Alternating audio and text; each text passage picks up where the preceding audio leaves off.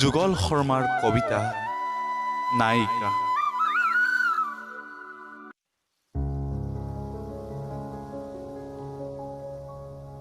নাটকখন শেষ হ'ল। মঞ্চৰ এখিলা পাতৰ তুমি নায়িকা। নায়িকা হৈ তুমি বেষ্ট অভিনয় কৰিলা। শ্ৰোতাৰ দৰে মোকো গমকে নিদিলা। তুমি যে অভিনয় কৰিছিলা, মোৰ বন্ধুসকলকো আচৰিত কৰিছিলা।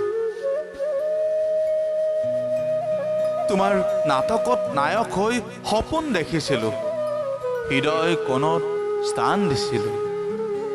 পাহৰি গৈছিলোঁ সকলো। সঁচাকৈ তুমি গমকে নিদিলা অভিনয় বুলি।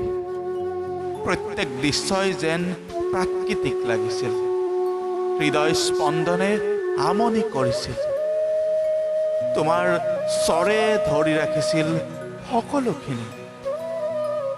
এতিয়াহে গম পালো সেইটো যে মোৰ বাবে বাস্তৱ নাছিল, আছিল মাত্ৰ অভিনয়ৰ মাধ্যমেৰে ভংগী মৰা নাটক।